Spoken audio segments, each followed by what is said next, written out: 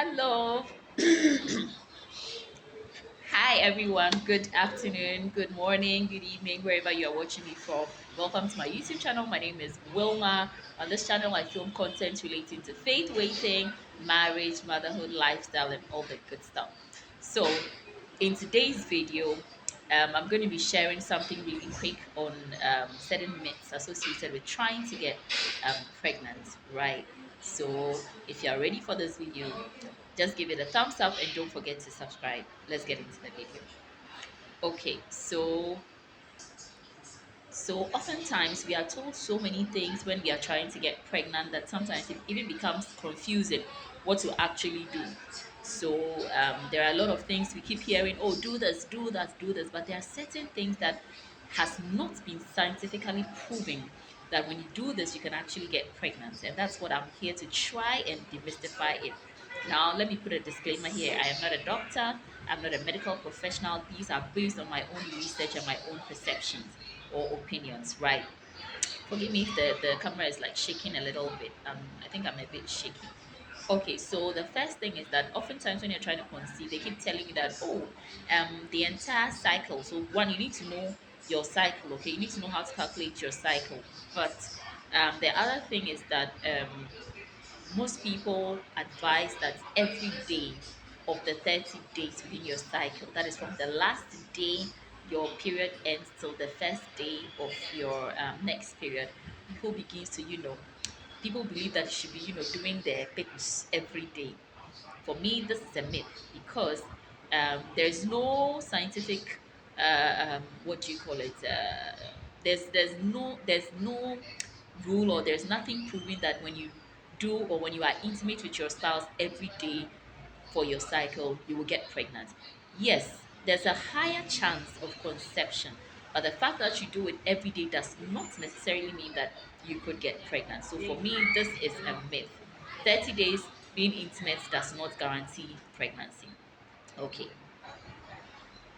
Now, the second thing is that I remember when we were trying to conceive, they would say, "Oh, when you finish being intimate, put a pillow at your back and raise your legs. When you raise your legs all day, you know what I mean, would definitely flow into your womb. I mean, the semen will flow into your womb and all that. It's a myth. The fact that semen is flowing into your womb because your legs are raised, there's no guarantee that you will get pregnant.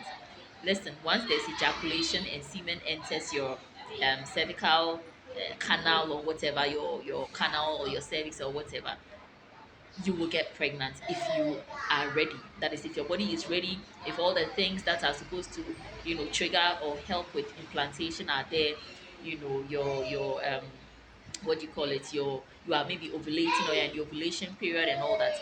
Yes, you could get pregnant. However, raising your legs is no guarantee that the sperm will flow in a certain direction. No, this is a myth. Okay.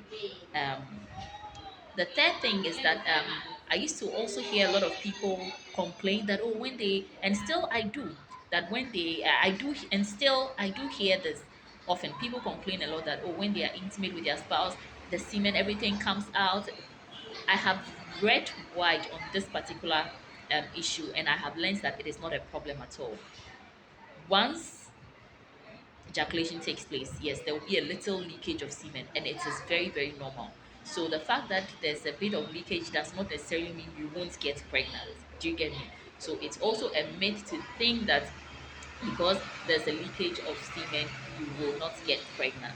Do you understand? So, whether you there's a little leakage, don't be panicky. Don't panic that, oh, everything has come out. No, once ejaculation happens, it has happened. Definitely, some would have entered the cervix, and they would find their way to the ovaries. Okay.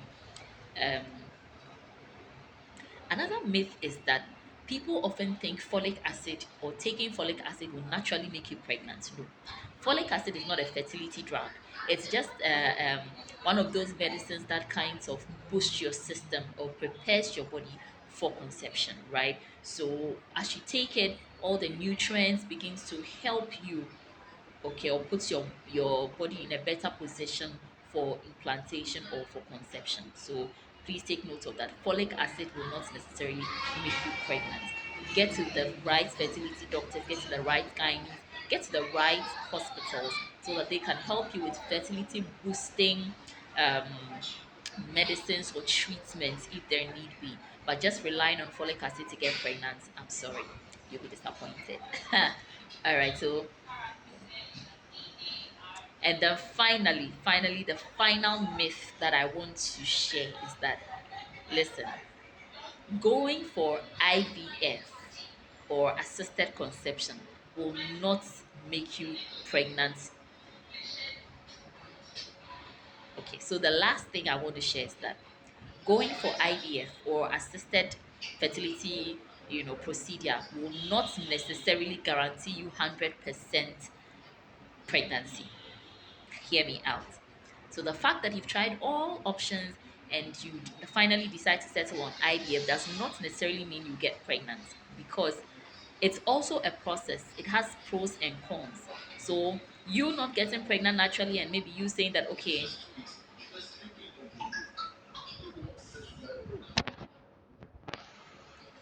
and you saying that oh, you want to just try this other method, it's just a trial with hope and faith in God that it will work. But it does not necessarily mean that once you do IVF you will get pregnant. So please, that is also a final big myth I want to share with you. So yes, put it in the comment section, share with me what are some of the myths that you keep hearing. Please, there are so many myths. Don't eat this food, you not get pregnant. Don't do this. Don't walk in heels. Someone will say, oh, don't wear heels. When you wear heels, you not get pregnant.